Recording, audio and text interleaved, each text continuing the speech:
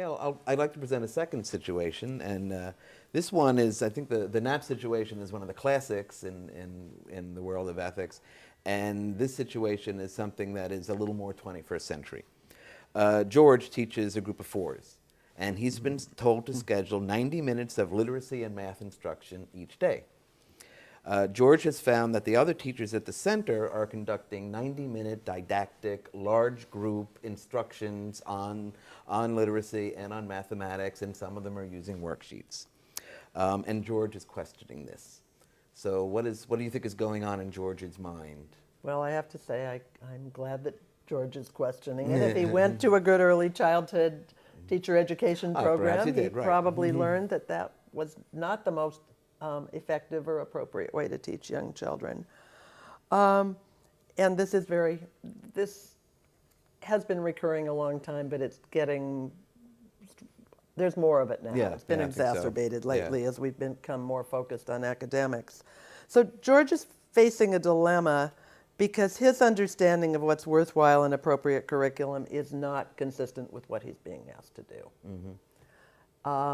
And so the conflict is between what he's learned and what he believes about child development and appropriate teaching, and the desire to be a good colleague, a good employee, to keep his job, to get along, to have good relationships. So this is a difficult dilemma, and lots of teachers face it. Okay.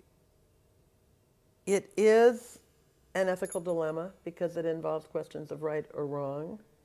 Is it right to expect a 4-year-old to sit still for an hour and a half a day and do academic tasks? And lots of us would say, no, it's not. There is a moral dilemma to this. Is it right to be a good employee and do what you're expected to do in your workplace? Yes, that's also right. So you have a dilemma.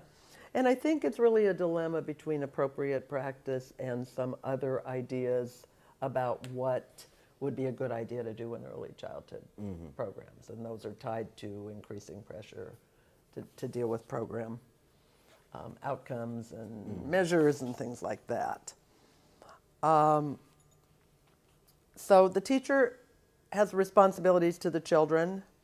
He has responsibilities to the program administration and to some extent to colleagues who are behaving in a different way, in ways consistent with this directive toward academics. Here the core value is very powerful because there's a core value way up toward the front of the core values that everybody agreed on, which says we will base our work on knowledge of how children develop and learn. So until we change that core value, that's what we believe. And George is being asked to base his work on something that isn't consistent with ideas of how children learn.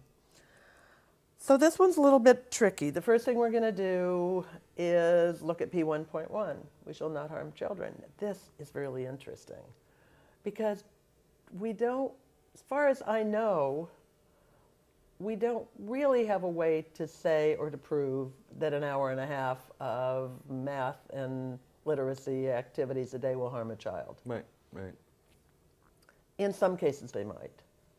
So I think that's the first thing you want to say. Is this really harmful to children? If you see children starting some of the testing situations in early childhood, I think kids have really gotten sick.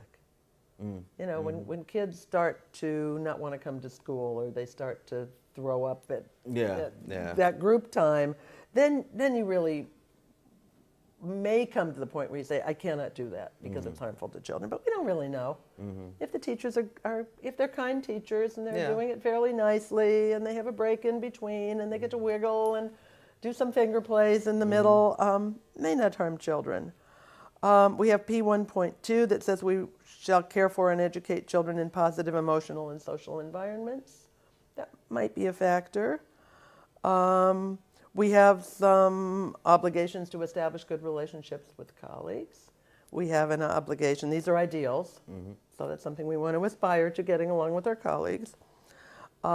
We have another ideal, which is to assist the program in providing the highest quality of service. Well, somebody decided, that's really interesting, isn't it? There was probably somebody somewhere that persuaded that school administration that this would be a high quality of service. And I would probably suspect in that situation that parents are nervous about the next school and their kids' readiness, so they may have asked for it, and the school is trying to get along with the parents. We have a principle that says we'll follow program policies. It also says in P3B1, when we do not agree with program policies, we shall attempt to effect change through constructive action within the organization. So I'd say bingo on that one. That's George's marching orders first. And then there's some other things that are a little less relevant to this situation. So I think this situation calls for finesse. Unless there really is, unless it's being done in a way that's harmful to children. And I've had a lot of students, in teacher education students at University of Hawaii who've been through this. And I think probably what George wants to do is find some ways to help inform that director and that staff that there are alternatives. We can teach these skills in different kind of ways. You know, another factor here that you didn't talk about is how long has George been there? If George was hired last week, he might just want to do what he's required to do in the most appropriate way he can, and maybe model that you can do this in a more playful way, you can do it in a more appropriate way, you can do it through movement and dance, you know, so he may be creative and then let people look at it. But if he's a new teacher, he may want to just grin and bear it.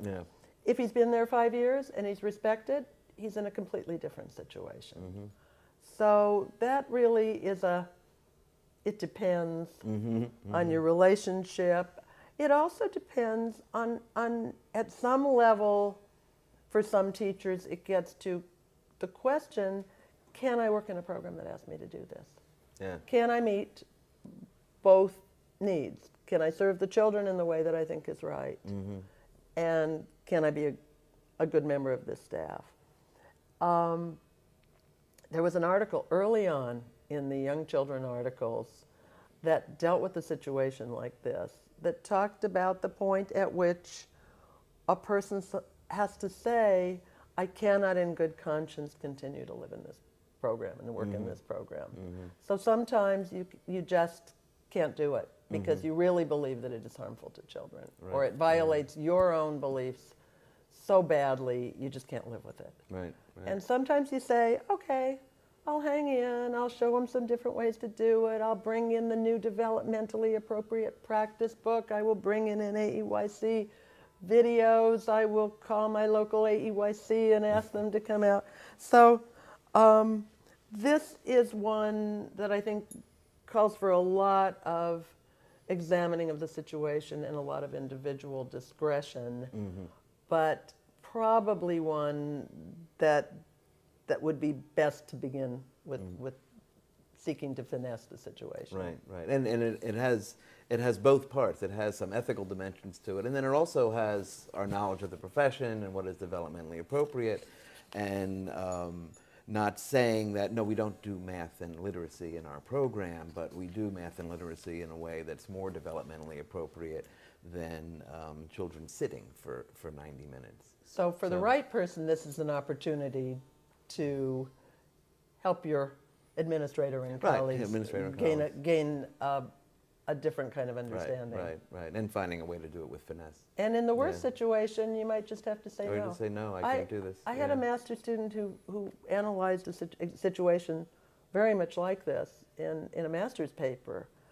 And she tried for a year to do everything she could to change a whole staff and a whole culture in a school to be more appropriate. And she concluded, but after a year, that they really didn't want to change, and she really couldn't continue to participate, Yeah. and she left that job. Yeah. But that is a very hard decision, It and you is. don't do it lightly. It is. And I want to end this on a more positive Yes, note. oh, but good. I think we all know of many situations where when you study the situation, you can say, oh, I do know a way to get 90 minutes of math and literacy in my day, and I know how to do that in a way that is more developmentally appropriate. Yeah, So, and I might help yeah. other people. And it If might help other people see people. my kids having a good time, Yeah, yeah. they'll try yeah, it. That's right. Okay.